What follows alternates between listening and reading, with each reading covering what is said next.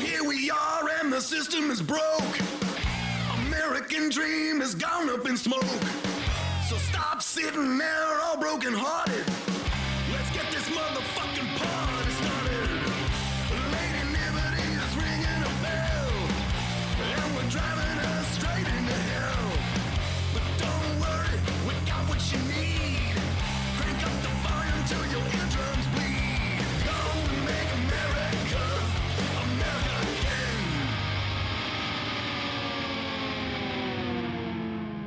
Welcome everyone to the A Better Way to a podcast. I'm your host, Jordan. Andrew's not here because he's a piece of shit and has to take care of his family. But I am here with Meghan and Justin from Off Color Decals. Meghan and Justin are my good friends because I've known them for a while, and that's what happens. Time over love equals relationship.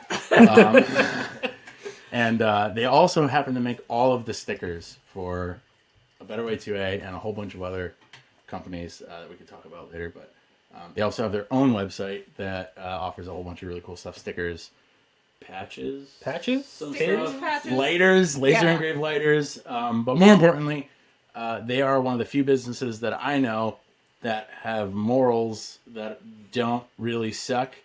Was that like a Kermit sipping the tea moment where you go like, well, let's not tell them about the thing? Let's not talk about that.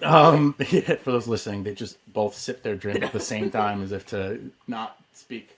But they, they're really good people. You guys have been involved in some like actively engaging situations where you're helping different members of marginalized communities back from where you were living. Now they're in. Can we say where you're from?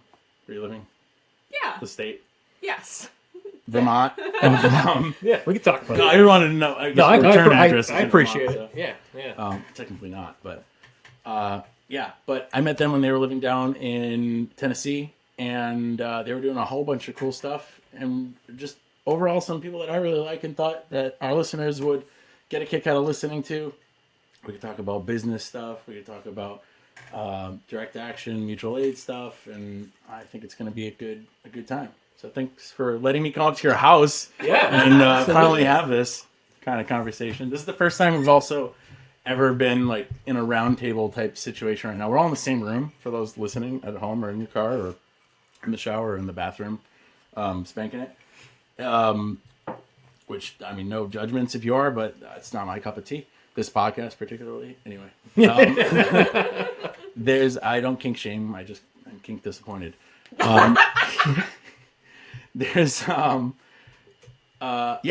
So been able to do this. They just moved up here, so they invited me up, showed me their beautiful home, their beautiful dogs, and now we're here doing this in the same room together, which is Hell of a lot closer to drive than our old place was. So, yes.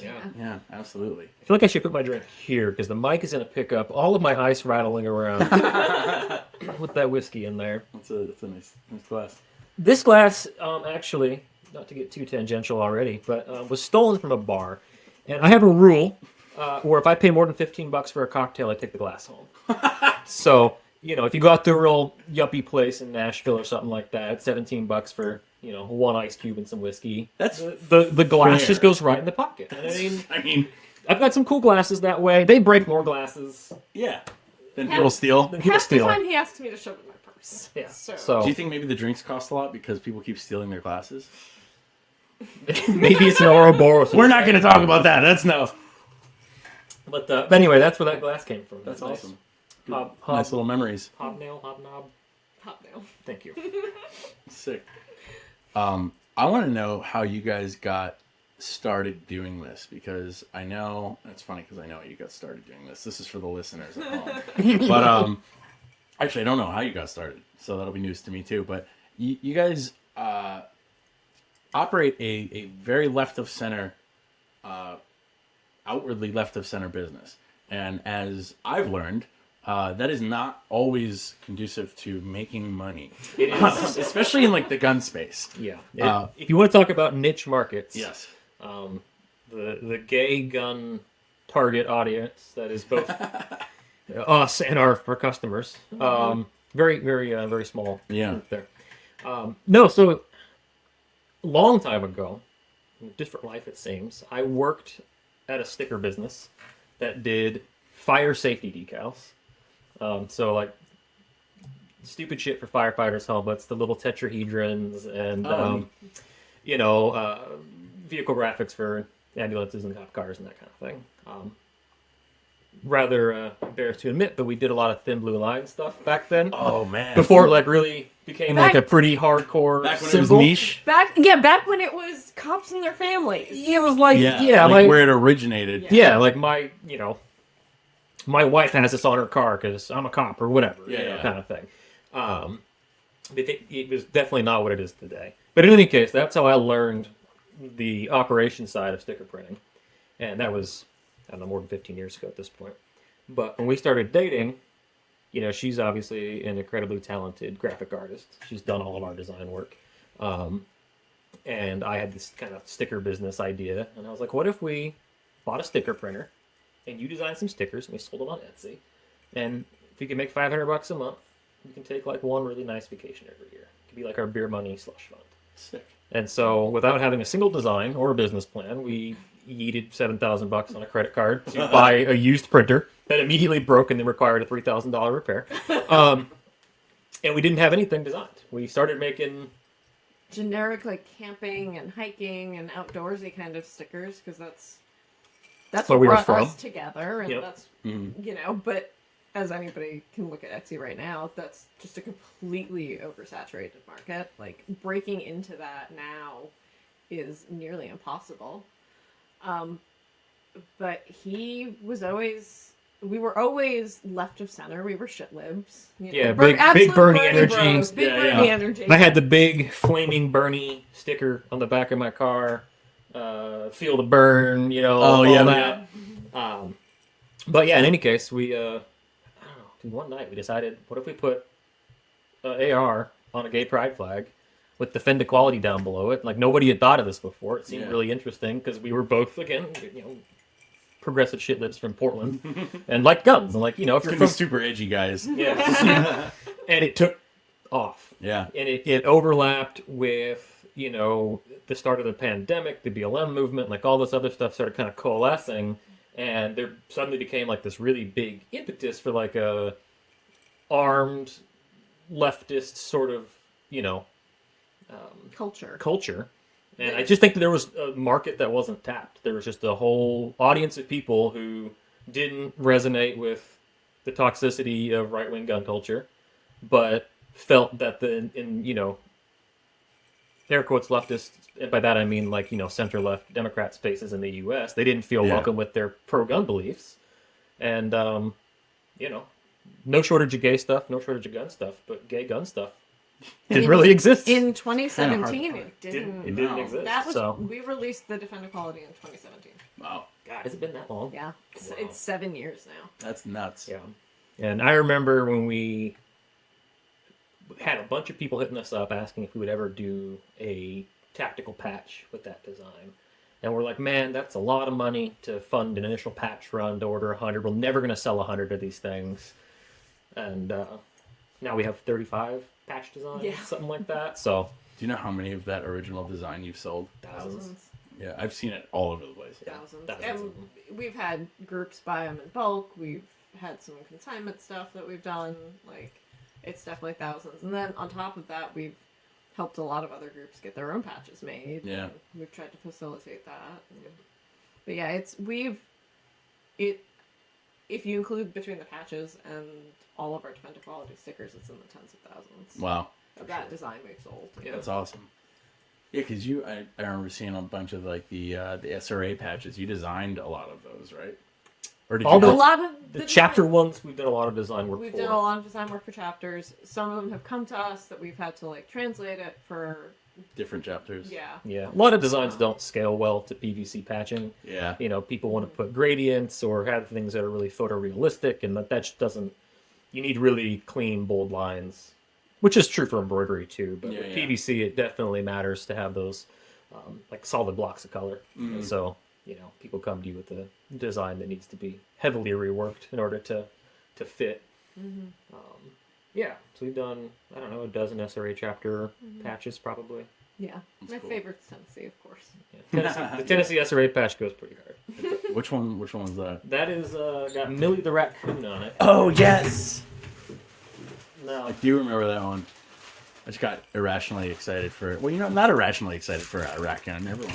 This is, Oh my god. The raccoon with The the beret. That's awesome. Yeah, it's a good patch. she's my favorite. And if you look closely at this patch, what would normally be the wheat sheaths on the SRA logo are instead a blues guitar and a guitar for, I don't know how guitars work, guitar. but country. A guitar for country. We're not musically inclined people. Yeah, That's I like cool. music. Wait, I don't know you a damn called thing your about gong mallet a gong gong bong. a gong bong. Yeah, that's awesome. Oh. So you guys you got started just making stickers on your own, and then I remember when I first started ordering from you guys. So for those who don't know, I don't know, I've been getting stickers from you guys for like 3 years now or something Give or like that. take, yeah.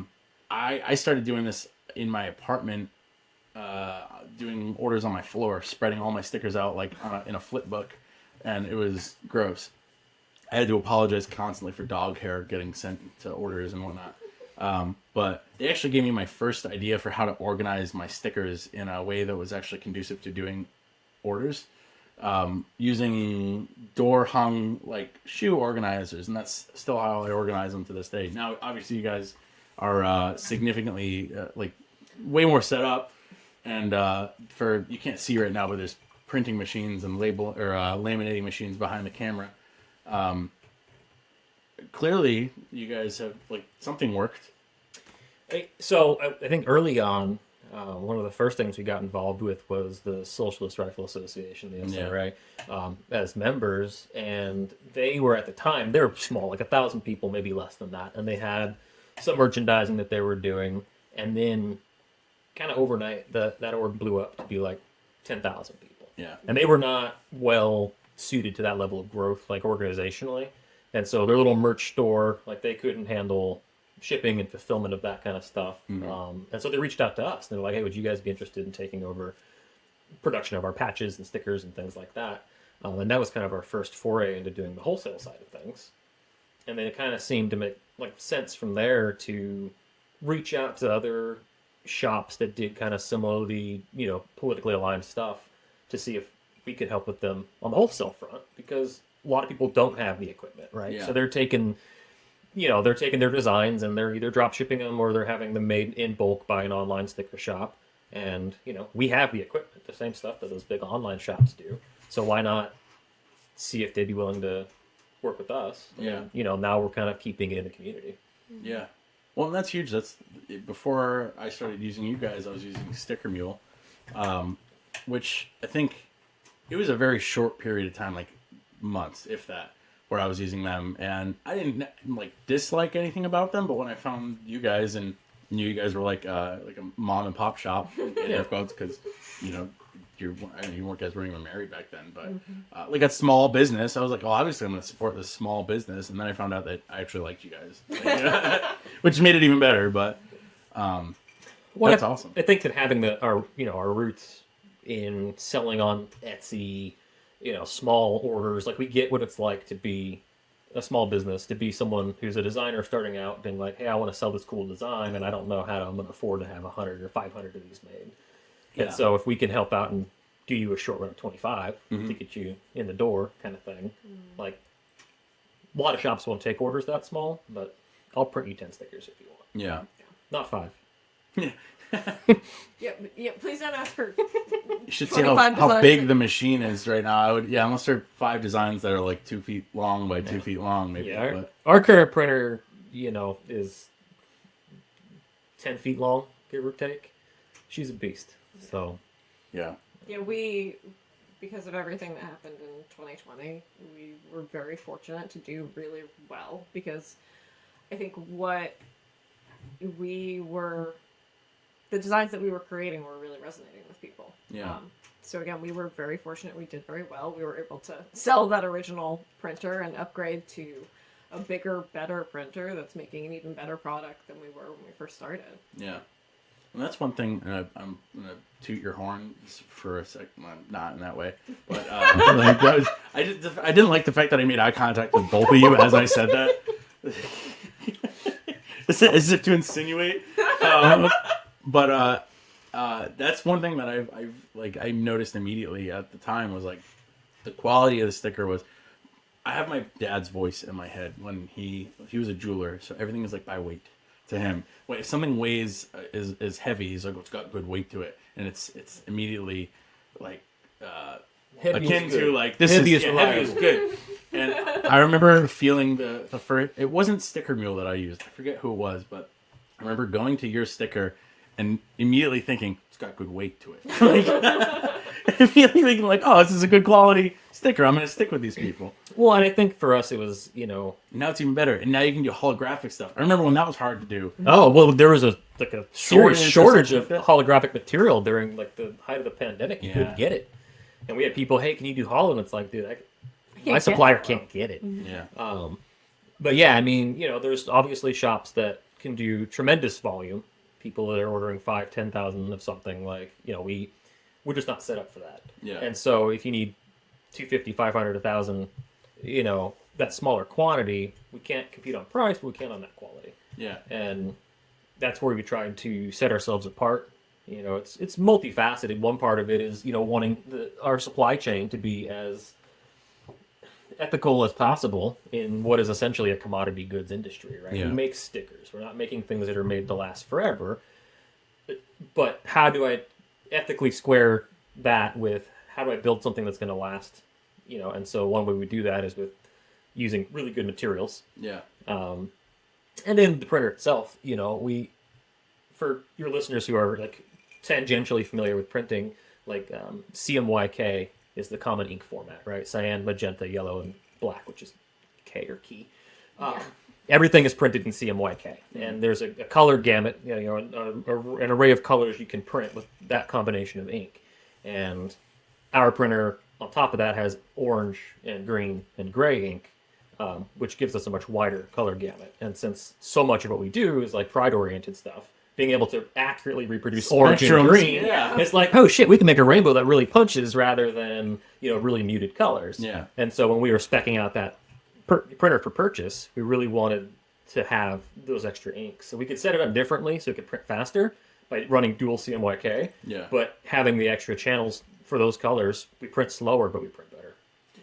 Yeah. No, and I know it's funny. It's almost like saying, hey, we picked our printer because we wanted to make better pride flags is like, can I don't know how to word this in a way that is like going to make you guys sound cool, but like, but like what I'm trying to say is you guys actually are cool because not only are you taking that in consideration when you go and buy your printer, but like you've actually gone out and done direct action stuff for events promoted. Yeah, you've provided security. I'm drinking coffee. I remember so our Not a Cop patch that we sell, I've seen on the back of Justin before providing security at drag shows.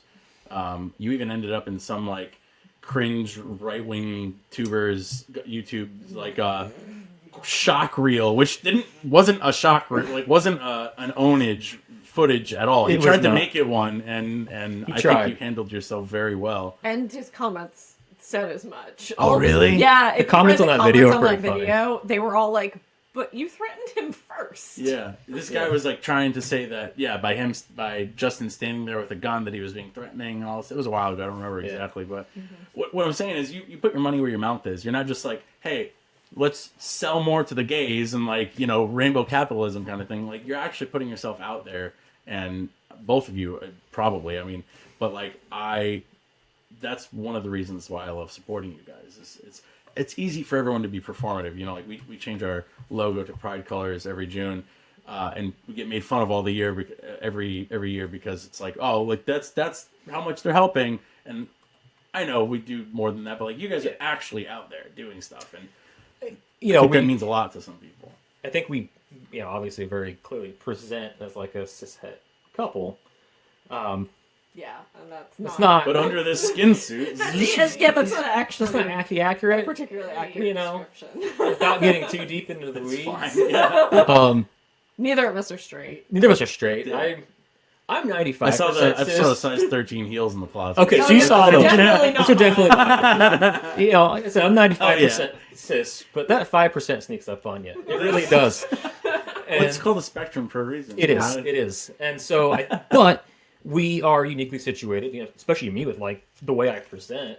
I can go into something like a drag show or a gay pride event or something like that to do security work and act as a buffer. Yeah. And so we've been doing that as part of a kind of broader community organizing for a long time. And then kind of recently, within the past year or so, transitioned not really away from doing the on-the-ground stuff, but more in toward like kind of a teaching role. Putting out fires versus being a firefighter kind of thing, right? Like you can teach people to put out fires. Mm-hmm. And so, getting certified in TC3 and then, getting my Stop the Bleed certification for instructing and then being able to like help start running STB trainings in the community and getting people equipped with, basic IFACs or whatever is like stuff we can do to leverage our skill set and our training to kind of get more people skilled up. Yeah. No, absolutely. That's one of those things that, I'm always trying to tell people to take classes like that, and it's great to take classes and to learn how to do things yourself, but to be able to pass on that kind of knowledge to other people, it's like that's a force multiplier because you can only be so many places at once. Literally one place. And it was definitely something that we were experiencing with a lot of our community action stuff was we were such a small group that a lot of us were experiencing a lot of burnout. Mm-hmm. And so our group as a whole started having much broader conversations about how to skill other people up to do even half of what we were doing, because not everybody is going to be comfortable going toe-to-toe with a Nazi. Yeah. I, at our community defense events, tended to try and blend in. I went normcore. I was... Like cottagecore? Yeah. But, instead of blocking up or being in, The overt safety attire. I was an extra set of eyes on the ground that didn't necessarily draw as much focus. Yeah. But I think there were roles for all of that kind of stuff. But we were just getting so burnt out, and I think that you can't always protect everyone. You have to teach people to protect themselves. Yeah. No, absolutely. That's I think partially the reason why businesses like yours and like mine and the content we create more importantly has become increasingly popular, especially since 2020, because so many people from marginalized communities were getting out there and doing the work that needs to be done to protect themselves. And our last episode, I don't know if this is going to come out after. I don't know if this is our next episode or if there's going to be one in between, but the episode we did with Miriam, she asked, why is there so much more gun ownership now? And I don't think she was expecting the answer to be like a big part of that is the fact that people who have stereotypically or historically been ignored and not partaken in gun ownership are now doing so. The fastest growing demographic of gun owners is Black women, and that's, or at least it was from 2020 to 2021. Now the queer community is arming up and not only like buying guns, but learning TCCC, like going to the range, doing 2-gun competitions. You've got competitions like the brutality matches from In Range that are like actively marketing to the queer community and saying this is a safe place. Like that was not something that we had 15 years ago. That's something we even had 5 years ago. I don't think. No, any real I was being generous. Like, Yeah. And it's just like that. So being out there and being a place that or a person that is trusted and can teach those skills and push those skills forward is like super important. And I think one of the things that if anyone's ever on our website and they're checking out, there's an option during checkout if you want to donate to our community defense fund, and that fund is used for things like paying to get people to these trainings, because there is a cost barrier to do something like a TC3, right? Like that's $500 or $1,000, or to go get an EMTB, and so if there are people who want those skills to be able to help in like a street medic capacity or something, and don't have the resources, we're able to do that. Every time we run a Stop the Bleed class, everyone walks out with a cat tourniquet as part of attending, and that's not cheap to do. No, they're called $30 a piece. $30 a piece, just right? for a tourniquet, yeah. And we've probably done 40 or 50 of those, and so like that's not cheap. Yeah. But a lot of that, some of that comes from the business, and a lot of that comes from that mutual aid fund, because every person that's out there that's got a tourniquet in their backpack at a protest or something, like that's one more person equipped with the skills and the tools to do life-saving intervention if some shit kicks off. Yeah. Not to mention, I mean, if you had everybody with that kind of mindset, like an IFAC is an individual first aid kit. If you had everybody with the knowledge required to carry an IFAC and use one, if everybody had their own medical stuff, that's like game changing, because not only are you a force multiplier at that point, but you're not relying on somebody else to do that, and you know how to apply your own tourniquet. That's like, I mean, 60,000 people last year died from traumatic hemorrhage, I think it was, and that's from a myriad of different things. I mean, you're not going to tourniquet a decapitation or anything like that, but that's crazy. 60,000 people in a first world country of this size and quote unquote the resources that we have, dying from traumatic bleeding, and how many of those could have been prevented by just having a tourniquet and carrying it on you and knowing how to use it. And it's not just mass shootings; it's workplace injuries, recreational accidents, NVAs, farming equipment, exactly. Now, like all these man-made things. creation horrors beyond our comprehension, And if you sucked into augers. Yeah. You go take a few-hour class, and you come out better equipped to deal with that. Yeah, 100%. As a stepping stone to more training. And I think that's kind of something that as we've gotten progressively more involved in the community defense space, starting from a firearms background and getting people skilled up in that way, it became, we actually do more without the firearms. I mean, there's still an important element to both personal and community defense is the armed component of it. But, I've lent out my generator 6 or 7 times in a power outage, and I've never once used my gun in, a defensive situation. Yeah. But having a generator is community defense. Having food security for your neighbors is community defense. And so it's a very big umbrella of things that fall into that. And I think the Stop the Bleed, more broadly, the medical stuff is part of that. Yeah, that's awesome. Yeah. How would you guys say, this is a little bit of a digression to something else, but for somebody looking to get into, you were saying the barrier of entry is kind of high for people taking classes and things like that, but there are tons of people, I would imagine, out there, just people that I've spoken to, who want to help their community but don't feel like they're capable of doing so, either because they don't know anybody to latch on to, because it's intimidating, especially, I'm a straight white dude, like you said, like I can go to, I went to the gun rallying in Boston, and it was like grossly MAGA maxed.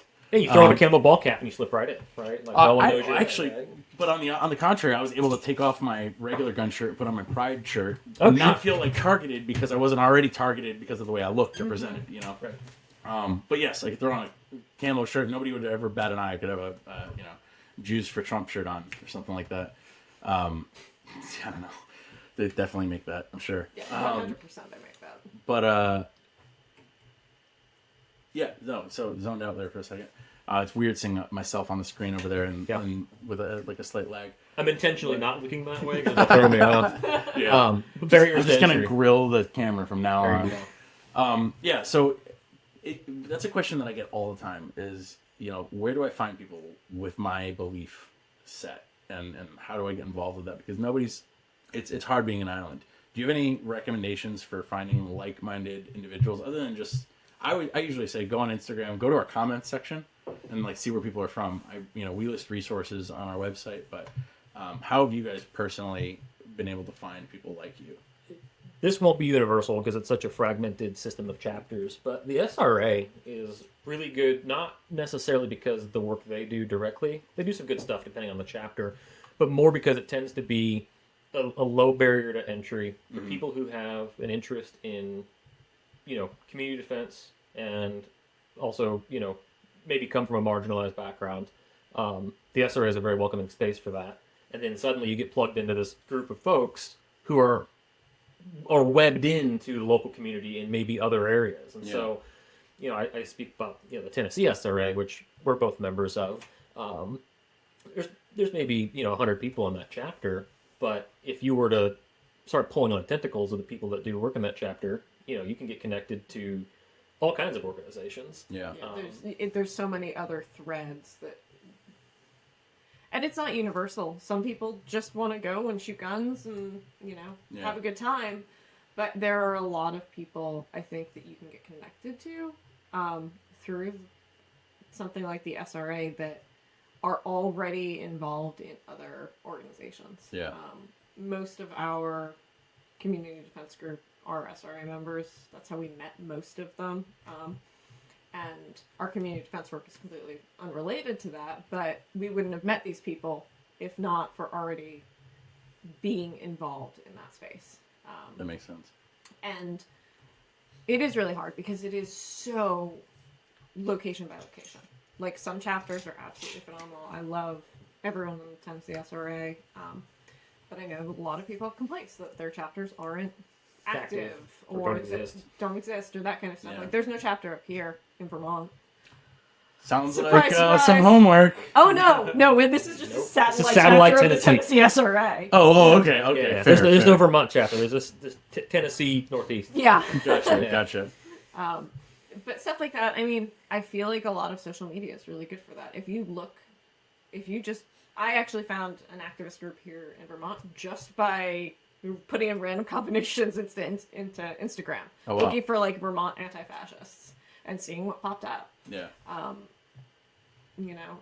So you do have to look. It's a lot of legwork. It's hard if you're not already plugged into queer organizing or leftist organizing, like places like the DSA. Food Not Bombs. Food Not Bombs are Yeah, always good places to start. That's another one that I always see come up. Like, I love the SRA. I don't consider myself a socialist. We've had this conversation, I think, lately. Yeah. Like, I don't know what the fuck I am, but like, I don't consider myself a socialist, but I recommend the SRA to everybody who's looking for like an alternative to what is out there because of the stuff that they do and because of their welcoming atmosphere, at least in my experience, to people wanting something different. And the fact that they do their taillight replacement stuff, they hand out like hoagies to Philadelphia does all the hoagie stuff. Yeah, the hoagie stuff. Philly SRA, if anyone from that chapter is listening, you guys are the fucking goats. See, Philly and I think Ohio, I see all the time doing stuff. They're pretty active, yeah. Tennessee's getting a lot more active in the training side of things. They've got a really good training cadre now. They're doing monthly Stop the Bleeds. Sick.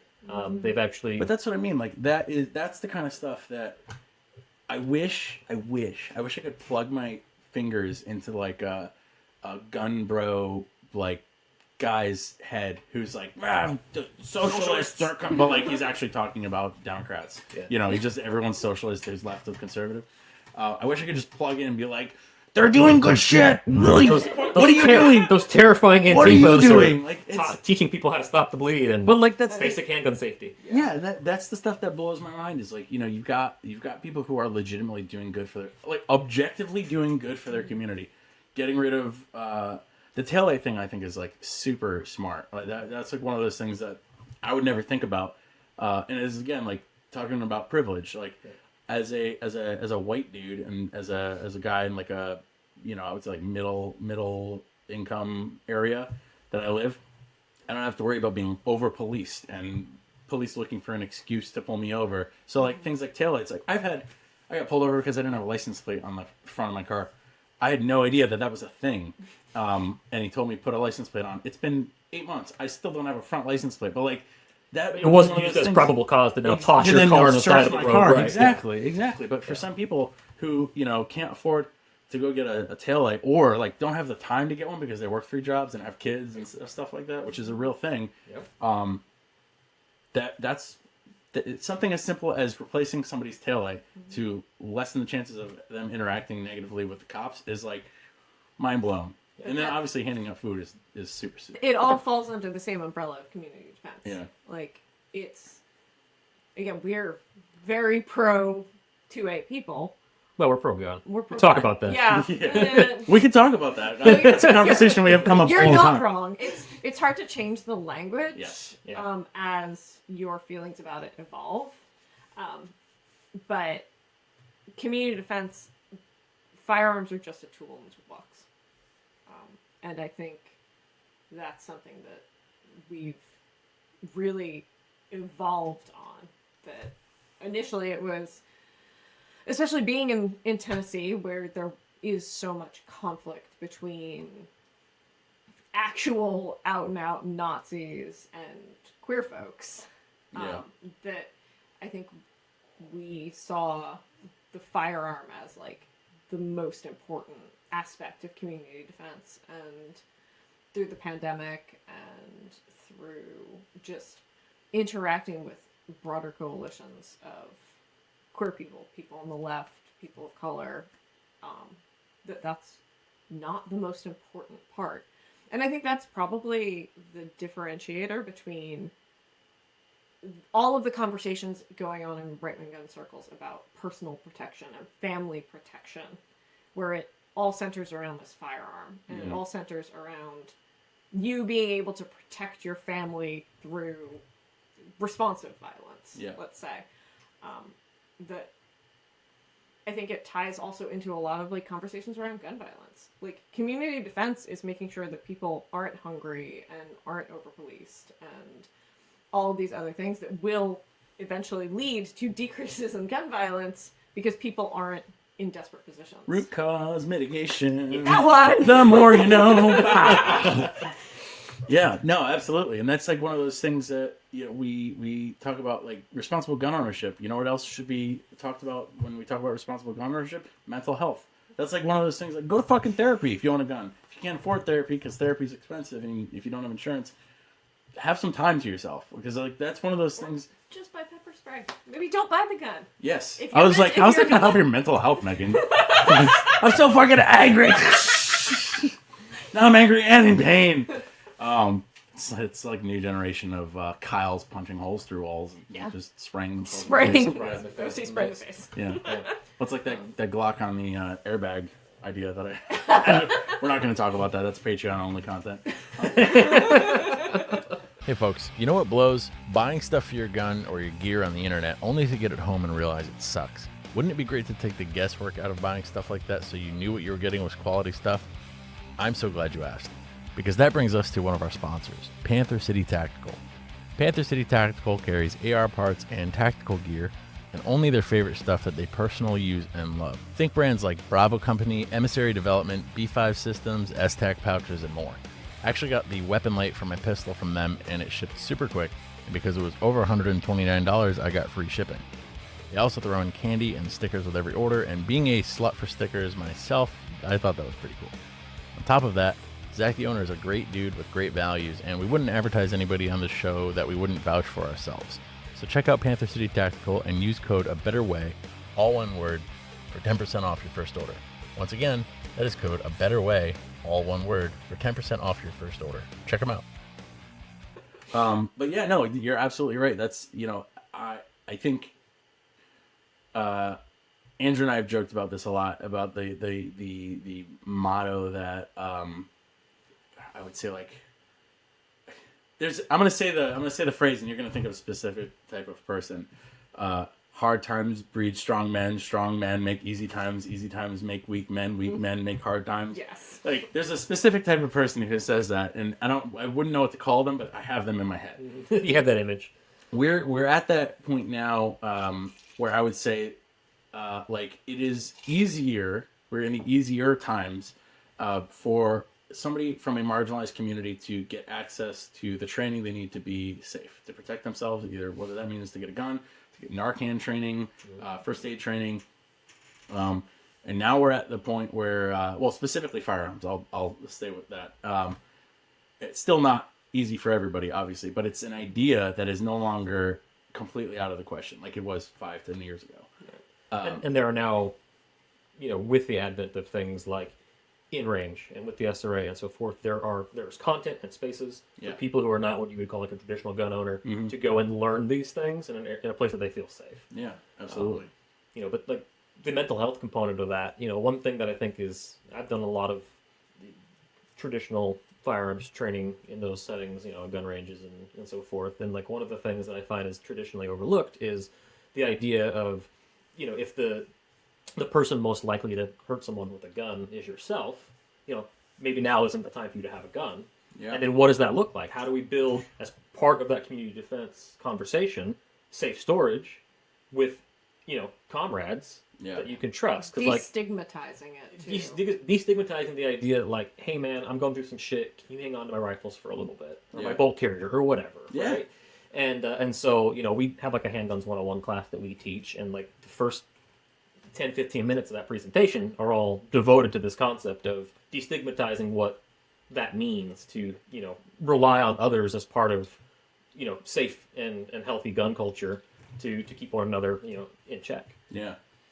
It's huge. It's like, if you take a basic pistol class, they don't even talk about it. But like from a regular NRA guy or whatever, they don't talk about mental health. At least it's been 12, 13 years since I took mine. I don't think they talk about it now. I remember when I was teaching, excuse me, when I was teaching a few classes, it was something that I brought up because it was, especially because of the like members of the community that I was specifically trying to teach. I felt like mental health was very important. I was specifically doing things through Operation Blazing Sword. So it was all members of the LGBT community, women, stuff like that. And I was like, you're not going to get this. My thought process was like, you're not going to get this talk from somebody who's not conscious of the issues that like we're all facing right now. So like mental health is something serious that we have to talk about. And, I was kind of blown away by like how little of that I saw out there, and even it's especially confusing to me coming from like a service member background through all like the bro vet culture, and the big thing that I would see from everybody is like the 22 a day thing, where it was like we need to stop this, like 22 a day is too much, and vets should not be killing themselves, but at the same time they'd be like, but I'm just going to get drunk and not talk about it. And like, that's not mental health. No, that's not taking care of your mental health. Or like, I'm just going to go to the range, quote unquote, range therapy. Yeah. Range therapy is great. But like, if it's not what you need, actual therapy. Exactly. Or like, figuring out your stressors in your life and mitigating them as best as you can. We can go down that road ad nauseum, I'm sure, but it's I think that just comes back to like, you guys are I'm super stoked you guys are in this community, because to me it's another resource that people can find, not only for the quality information and education if they take one of your classes. Are you guys still doing classes, or not yet because you just moved up here? We just moved up here. We are going to be doing what I call a Stop the Bleed Plus, which takes the basic STD curriculum and then some stuff from TC3 and kind of expands on it, to give a high level overview of things that STD doesn't cover, like chest seals and NPAs and whatever. Yep. But in any case, the upstate New York SRA and the Massachusetts SRA have both reached out about us putting Upstate those. New York is actually our next guest. Oh, sweet! Sweet. Yeah, we're coordinating something into November. I think it's upstate New York. To do... Sorry if that's wrong. It's New York. But hoping to do a training for them in late November. Sick. And so we're definitely still doing that. Although I will say that, so like one thing is like back in Nashville we had the official Stop the Bleed training kit with the bloody fleshlight. You know what I'm talking about. I know what you're talking about. Yeah. Making those ideas into those words. Yeah. I was thinking that's that visual I wanted in my brain. So we left. The kit was paid for partially by us, partially by the SRA and some other local groups, some other comrades.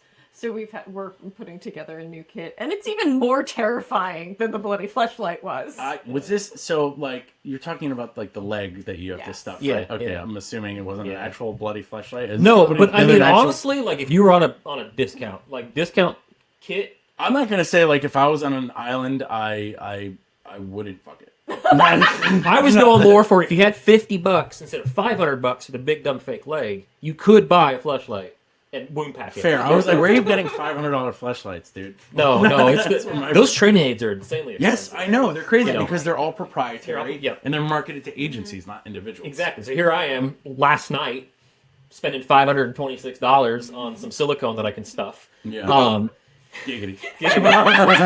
And you know, but we want to be able to give those trainings. Ballistic gel.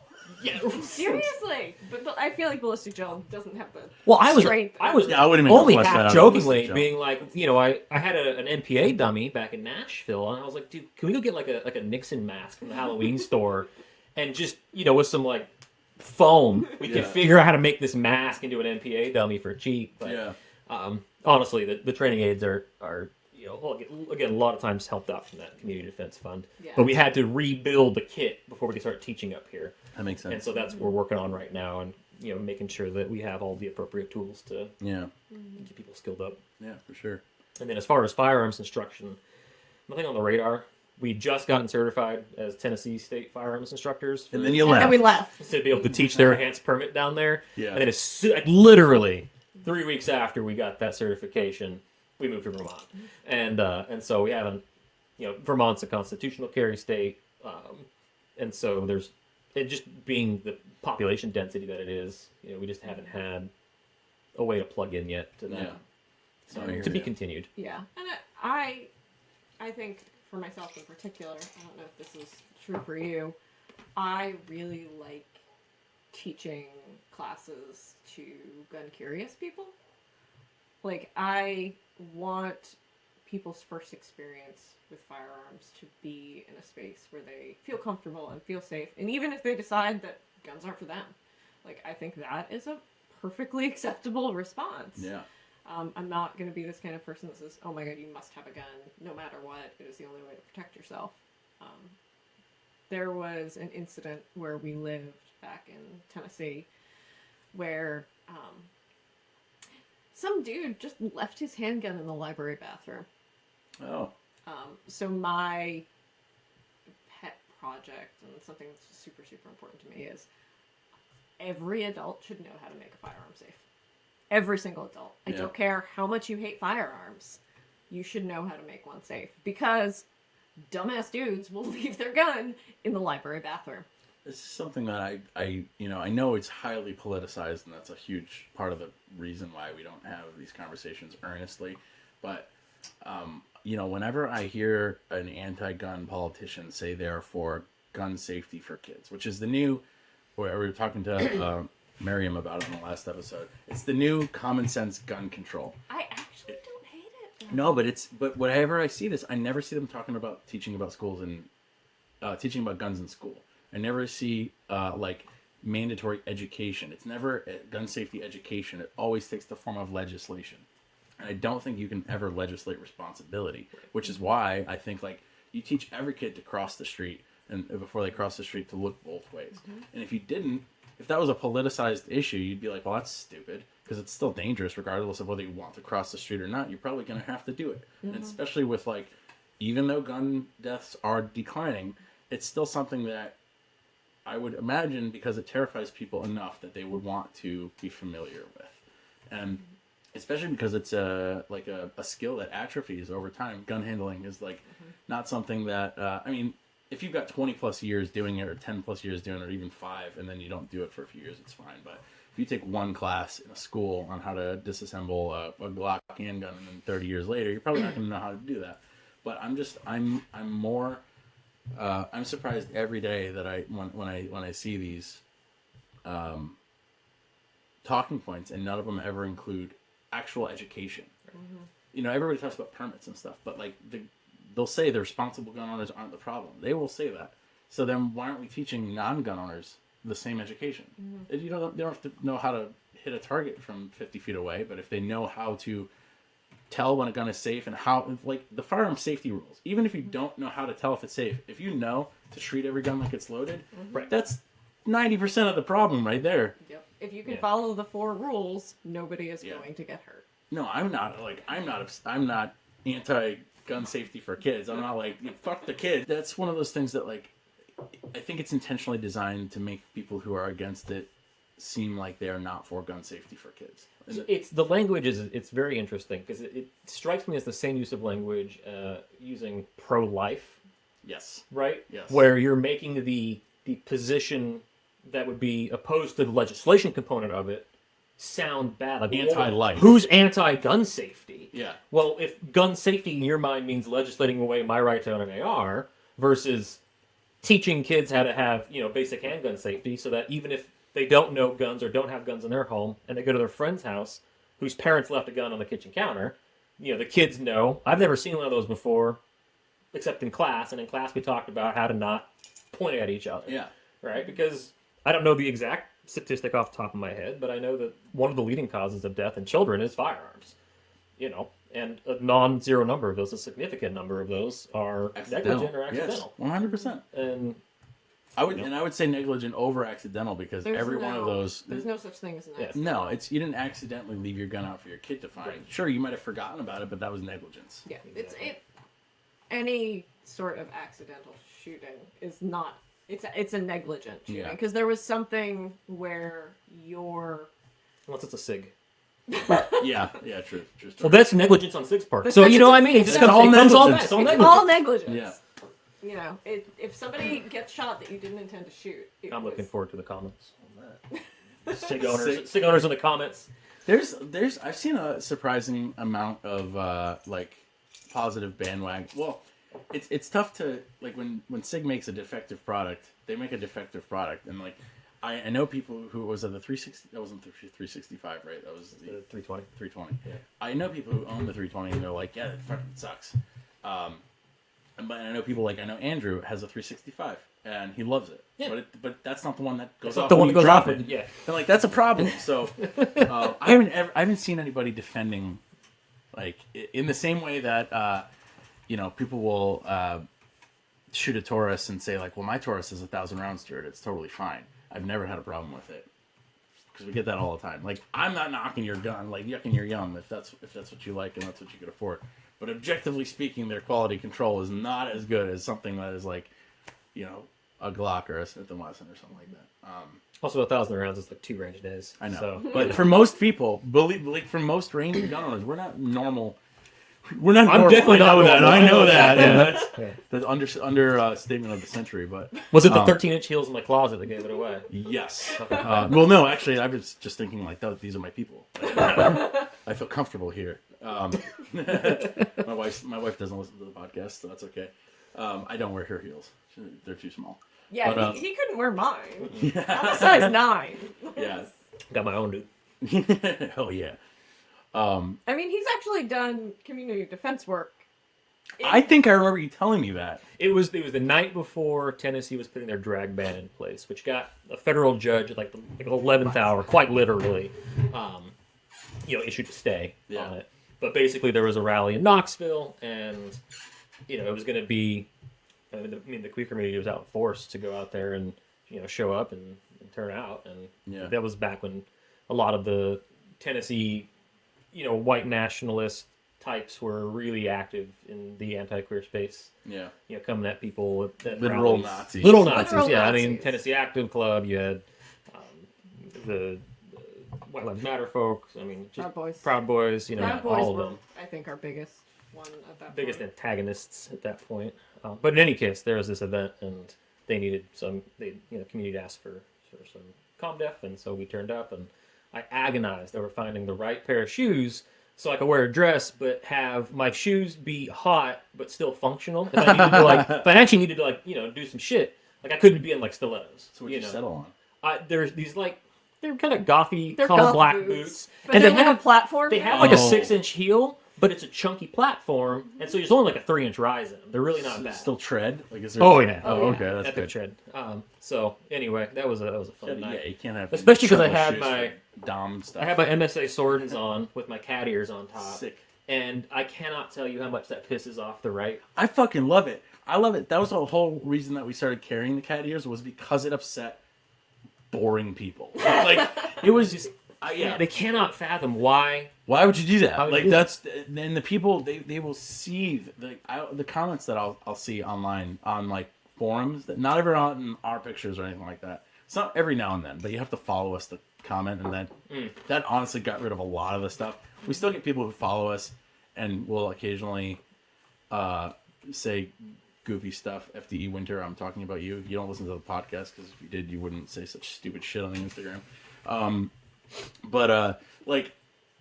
People will like take our photo of something, like of somebody wearing a cat ear with our name in it and everything, and we'll post it and be like, "This is what the gun community is." Like, Great, that is awesome. Yeah, I can just imagine them like in their basement, Q-tipping their ears and like fingernail, like just eating cereal out of the bowl and just angrily typing on the keyboard about how angry they are that the gun community is not the way that they were, the way it was when they were a kid. Right.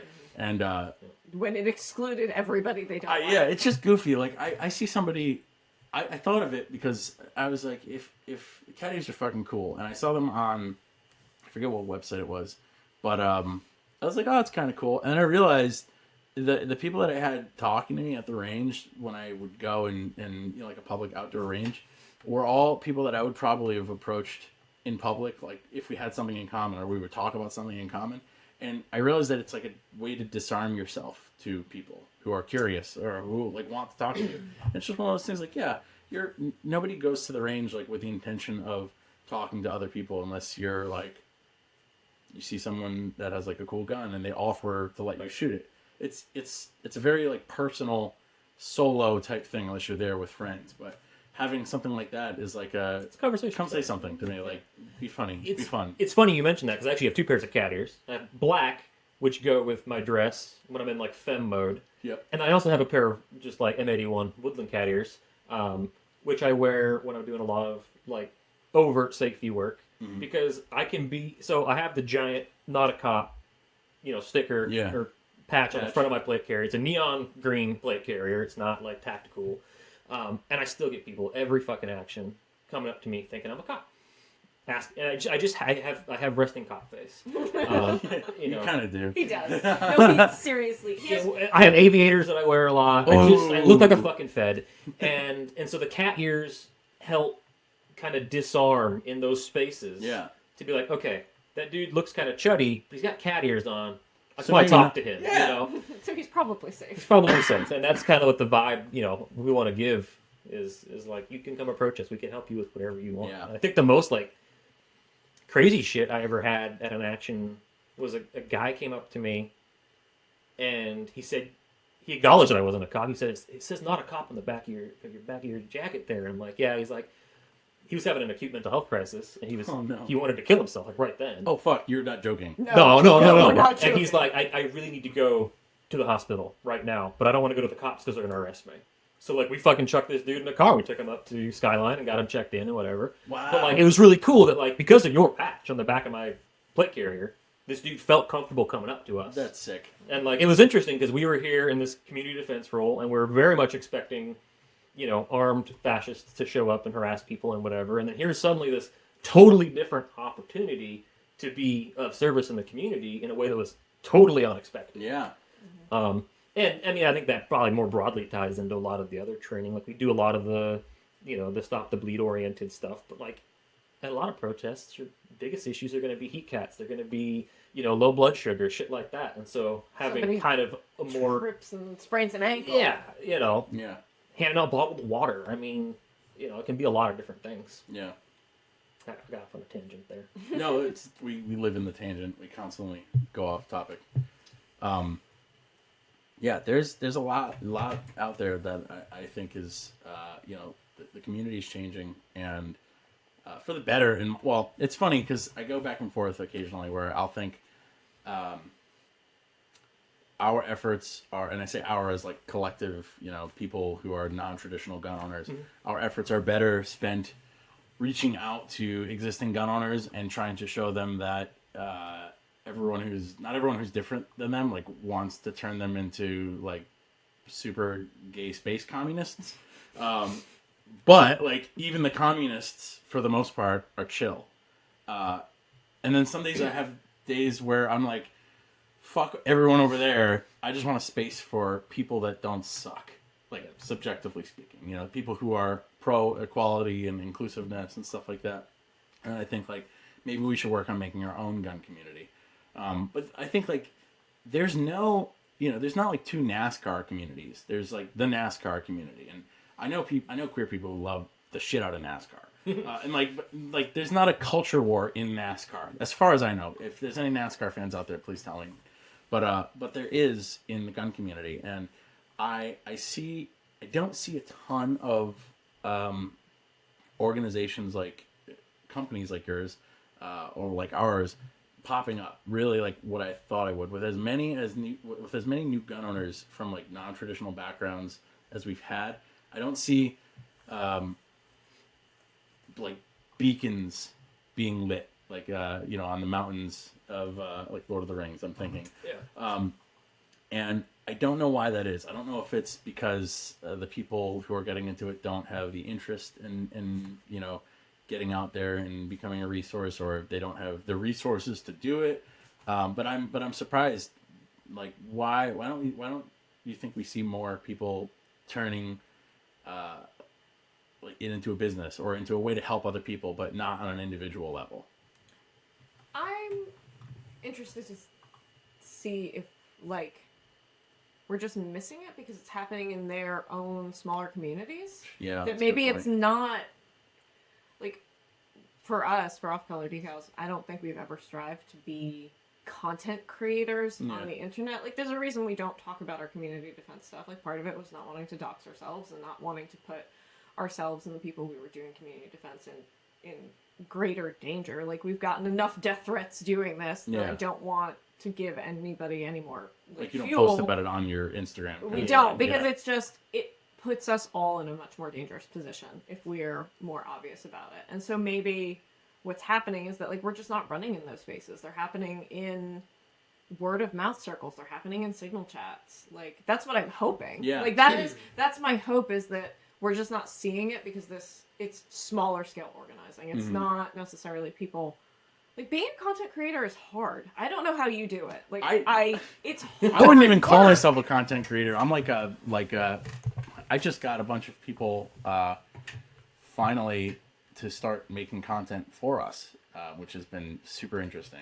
We've got 5 people now writing posts for us, which like it's almost, I would call it per diem basis. That's how you post so much. That's only been a week of that. Oh, that's damn. only been a week of that. But like when I say this is like a second full-time job for me, it is. Like I spend easily 40 hours a week doing this. I don't make 40 hours a week worth of money. I'll tell you that. I think Brings it very true. Dude, I'm so glad you guys have a wholesale like aspect. I mean, I know your store's been doing great also, but like I don't know how. I think of that as a reason why people don't do it as a business, because it's really not that lucrative unless you've got a niche. Yeah, it's not lucrative, and I think about especially And I've always said, like, this is a passion project for me. The fact that I sell things is, I love it. Like, I love doing it because it gets the stuff out there. But yeah, it's not like I make my car payment for me. on it. It's been my day job, and I've been very fortunate for it to be my day job for the last 3 years. Yeah.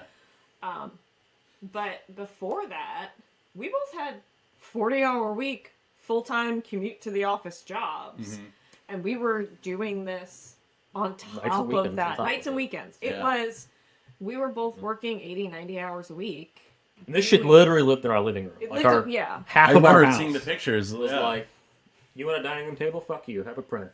Have a printer, have a work table, have sticker, like our entire storage space. Well, you guys would lay the sheets of stickers out on your dining room table, I think, to let them dry. Right? And our on pool table. our pool on your table. pool table, yeah. Yeah, we didn't have the dining room table. This just in, Off Color Decals has a pool table, confirmed 1%ers. No, but like that was, you guys were literally, it was out of your house. And it's, and like she said, I mean, having it be able to be financially stable enough to be her full-time gig is really cool. Took a lot of work to get it there. Yeah. But it is by no means lucrative. No. And there are so many ways that we can make money if we wanted to, like, grift. Yeah. That we can't. And, like, if I just made, like, content for just chuds, If I I can wanted make to so much print money. Trump stickers. Fuck. There's There's gonna be so much money. Crazy. All you'd have to say is made in the USA, because none of them are. Yeah. Like barely, all the merch and stuff is all made in China. Like I can make so much money doing that. I Put know. some offensive shit on some stickers, and just sell them at Trump rallies and just have stacks. Stacks and stacks. But like actually clever stuff, because you guys make clever stuff, but channel that cleverness into Just being a bigot. Shitty it's all gonna stuff. go over their heads, though. true. So is it praxis if you do that and make a shitload of money and then just donate all that money to like leftist Queer causes? organizations. Yes. I think you just found a grift that is not a grift. That would be amazing. None.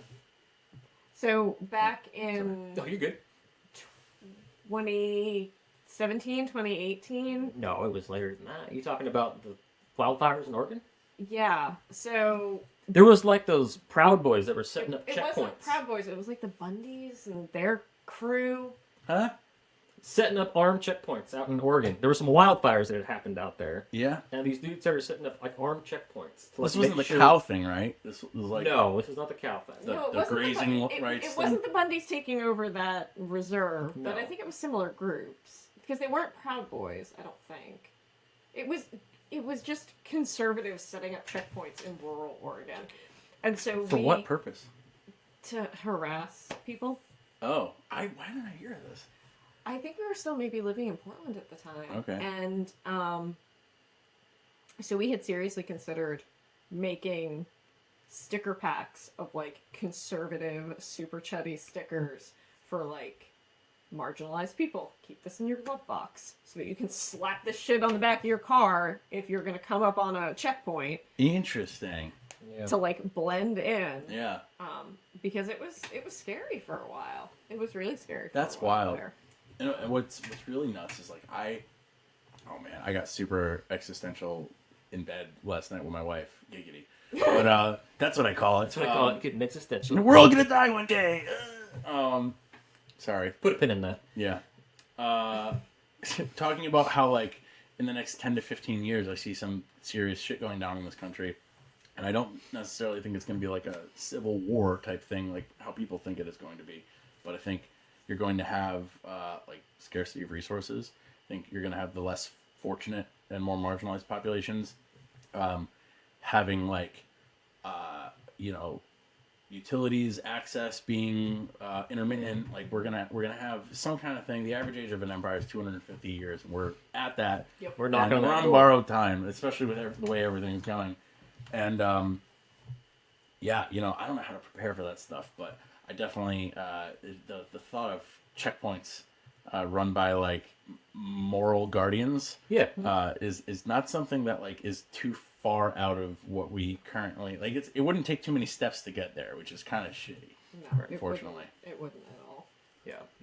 And that's that writing is definitely on the wall. I was Andrew is he calls himself a small L libertarian, and because he's not the kind that wants to like lower the age of consent or anything like that. That's good. Yeah, Low bar here. yeah. This is a No, low like bar. he's Andrew's a good guy, verifiably. But I like even that is like I remember libertarianism when I first found it was like an idealistic thing. Like I remember thinking like, well, this is cool. It's the best of both worlds. It's like human rights and like small government, and like unless you don't want small government, obviously. But at the time when I was like 23-year-old edgelord, I was like small government, but not anarchy. That's communism because I didn't know what the fuck I was talking about. I remember thinking that, and now it's like, you've got people who are saying they're libertarian, but they want to use the government as like morality police, and vice Kind of versa. missing the mark on that one a But little you've got bit. like mainstream Democrats saying the same thing now, and like obviously conservatives, like we know that they're the small government conservatives that want you to want this to turn into like a Handmaid's Tale. yeah, exactly. Not all conservatives, but always conservatives. You've got like Democrats saying the same thing, like Kamala hinting at like during COVID at one point she was saying like, well, like if we could just change the way these people think or something like that. Like I think we're just in a really weird spot right now. Well, did you see her most recent messaging about protecting black men's crypto investments? That was real? Yeah. I don't know what's real. No, I thought that was a No, joke. I'm pretty sure that was real. Well, I mean, she did just say like, somebody asked her like, what do you tell the people who don't want to vote for you because you haven't said anything about because you support Israel and like the genocide going on in Palestine. And she was like, well, vote for me if you don't want your groceries to go up. Like, did not even talk. Not even acknowledge it? Did not even acknowledge that. But she's like, well, you know, your milk's going to cost more if you don't vote for me. And like, it's so wild. Like, we're just in this weird spot right now. Well, then there was This also timeline's all fucked. the Michigan Muslim group endorsing Trump, like yesterday. I did not see that.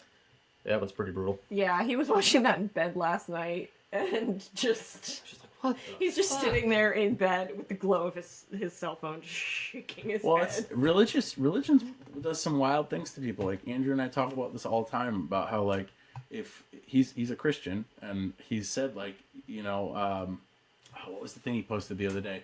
He said like if your Christian organization or if a Christian organization talks more about how they can force people to do things instead of how they can help them to do things, you need to be wary of them and you need to pay attention to that. Because he's a very much like Jesus loves you and like God loves you type of Christian, not a like you're doing wrong and you're going to go to hell for this kind of thing. And like the Muslim faith is very similar. Like there are a lot of conservative Muslims because of like depending on where you come from, how long you've been in the U.S. and I'm not surprised to see like a very specific Muslim group endorse Trump. I'm sure there are also plenty of Muslims that want Kamala to win. You know, it depends on where you fall on that spectrum. I was raised Jewish. One of the reasons I'm not a practicing Jew anymore is because of how like weirdly socially conservative a lot of the Jewish circles are. I couldn't sit with my 90-year-old grandmother in a synagogue because it was segregated by like men and women. I was like, this is fucking weird. Nope. Done with this. Yeah. Wow. Odd. But like, no offense if that's what you practice. I just think it's fucking weird. As a former Jew. I was raised like Christian light. I was an Episcopalian. And Yeah. at like 12, I told my mom, I'm like, I don't believe in this shit. And I never had to go to church again. So I have such a different... Kudos for your mom for like not pressuring you to continue that, I guess. Well, my dad, since I was a kid, has just... He's a recovering Catholic. That's how he describes himself. So he was never particularly... My cousin was like my best friend, my brother kind of guy. They were all raised Catholic. I remember going to church with them once to a Catholic mass, which is torture. Especially for somebody who's not used to it. Like, oh, you're going to come to church with us. Testicles while at lunch. I didn't realize it was 3 hours long. But I remember going to that and telling my dad, and my dad thought I was... Like, he must have thought I was going to turn into a Catholic. Like, just by going to a mass. He was so disappointed in me. And I was like, well, you're not selling it too great, Dad. This is not... it's not going to keep me around for very long. But, yeah, no, I see a lot of the stuff kind of going down this weird path. And I think it's even more important with everything that's happened and with everything that I think is going to happen at some point to set the groundwork now for people in those communities to have places to find the resources they need. And, you know, like I pat myself on the back. This is when I tell myself, you know, I go through these ebbs and flows of like, I'm not doing enough to like, okay, I'm doing enough kind of thing. You guys, I don't know if you guys have this. Please tell me if you do. But every once in a while, I'll look at my website and be like, what the fuck am I doing selling stickers? Like this, I'm not doing shit. Like I could be helping people. And then I'll see somebody say like, you know, they'll be in my DM saying like, thank you so much for the work you do. They'll call it work. And it is work. Like it's an extra 40 hours a week. And I'll think like, okay, that's kind of cool. You guys having done that and like actually done both where you're making products that resonate with people because whether we want to believe it or not, like we make propaganda, you know, and like, 100%. well, like propaganda is not always a bad thing. Like if somebody's looking for a beacon of hope in an otherwise sea of shitty ideas and they see a Pride, AR-15, like that says, especially you guys, it says defend equality. Like that has a clear message on it.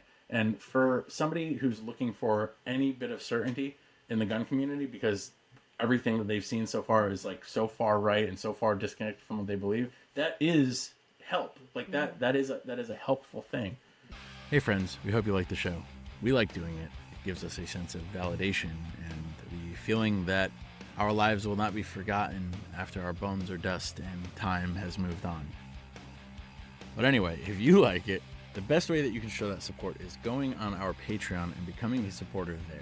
When you become a patron, you get access to all of these sweet perks that come with it, like exclusive merch, discount codes, bonus content, and even access to our super secret Discord server. Plus, we'd appreciate it. Money buys our love, and we are cheap dates. So anyway, go to patreon.com/abetterway2a if you want to. This isn't in order, and even if it was, or just a bodiless voice on the internet.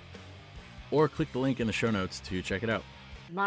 Some of my proudest moments in doing this, we've had maybe half a dozen people get tattoos of our art. That's sick. Which is trippy. every time somebody That's trippy. either asks or sends us a picture of a tattoo they got, I'm just like, oh my god. Like, having your art and the, like, propaganda, because it is. Yeah, You're no, right. I've 100%. always joked about it being like we're just a propaganda machine. Yeah. But that is so fucking dope. Yeah. And I love it when people ask first, because the only thing we ask for is make a donation to a charity that aligns with presumably our collective values: LGBTQ, Palestine, Black Lives Matter, any of that kind of stuff, and then we'll send you the high-res art and have Well, at it. and Like, That's it could be a donation of any amount, like $5. Yeah. I don't give a yeah, shit. yeah, yeah. yeah. And we've done that, and there's been like one time we, said to somebody, yeah, just make a small donation to a charity, and we'll send you the art file. We've done it like $500 to like the PCRF or something. Like, That's it was just sick. crazy, And so it's really cool. That's really validating. And I do think that we've had a lot of, you see like the Defend Equality patch, and honestly a lot of your patches too, or like Order Tacticals patches showing up on, photos of people doing ComDef work. Yeah. And that's rad. It's so sick. Yeah. It sends a very clear message when you see a plate carrier with a Defend Equality on the front of it. Like, that is a certain symbol. Yeah. And, I think there's a lot of value in that. There's historically always been a lot of value in the art of revolution, whatever that looks like. Yeah. No, You know? 100%. And this is a small component of that.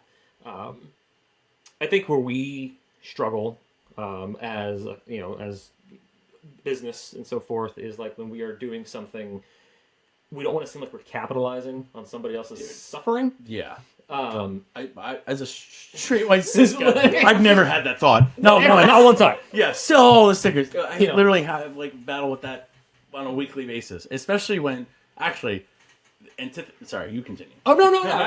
It's I was just thinking. I was looking behind you. We have these big Black Lives Matter patches. They're like oversized ones, and like people were asking, "Hey, will you make those?" And I was like, I feel really weird, making this and like profiting off of it. Yeah. But no one was making it, and there was definitely a demand for it, and so like 100% of the profits from that are donated. Yeah. Yeah. So, And that's how I think we have squared it. Obviously, I have no problem making money off the Pride stuff. Yeah. I'd suck a golf ball through a garden hose, but it's that kind of stuff. We try to thread the needle of, can we bring a product to market that gives a voice to this movement, whatever it might be, while not look like we're capitalizing on it. And Yeah. the number one way I can do that is to just literally not capitalize on it because I'm donating the proceeds. Yeah. You were gonna say something. No, I was just gonna. I don't want to cut you off, man. You were. no, about I to- was gonna say, and like, there's definitely a lot of stuff over the years where we've done that. Because I don't feel good about making products and like capitalizing off of a struggle that's on my own. Yeah. Like, I've got a question for you. Sure. Oh man. Because this is one of Oh, my how the turns have tabled. this is one of my huge fears, and it always has been. Doing this for so many years is I'm always terrified of offending the wrong people and like getting canceled. I ask a lot of questions. Seriously, like I learned my lesson the hard way in the beginning when I tried bringing Rhodesian brush. I was like, "Yeah, it's such a cool, pattern. Cool pattern. What if I make like inclusive stickers with it?" And no, it's not. There's no saving it. The idea that I said earlier, I still think is a way that'll be funny and like because we're making fun of the right people. But that's the thing. Yeah. It's like, I've had some ideas that I found funny that I've bounced off of my friends who are like, I don't want to say the punchline, but like, so you remember like Westboro Baptist Church? Yep. I had somebody make a sticker that was, or have a design. I don't even think I ever sent. I actually think I did send it to you, and I was like, "What do you guys think?" And You guys were like, it's funny, but no. It was the one that said, God hates fixed mags. Oh, Did I ever yes. send that to you? I do remember that. Probably, but I was Yeah.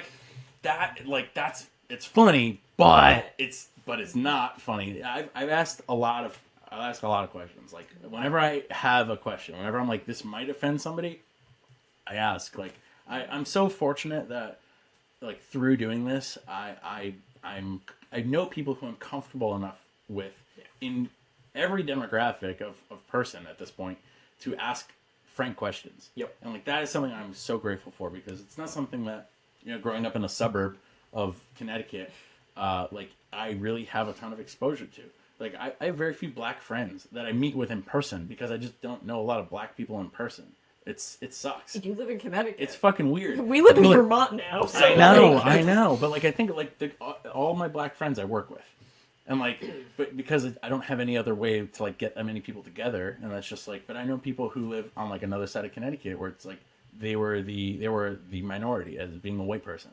But like doing this, you know, I'm just fortunate enough to. I'm sure you guys know a ton of people now. I'm just fortunate enough to know people who I'm comfortable with to ask questions and who will be honest with me and be like, I get where you're coming from, but I wouldn't go with that. We've definitely. I've definitely offended people though. Like I know I have, but I've offended the right people. Like I've been called a grifter a couple times, but the people that have called me grifters are massive assholes. So like, and that's a collective like judgment that I've asked people from. Like one specific example is I had a trans woman calling me a grifter, and I was like, hold on, like let me do a study or whatever. And I asked people who are big in the industry, I'm not gonna name names, but like who are trans, and I was like, does this argument have merit? Because I'm starting to believe it. Like I'm starting to feel like shit about this. And the 5 or 6 people that I asked were like, no, like she's an asshole, she's a troublemaker, we all hate her.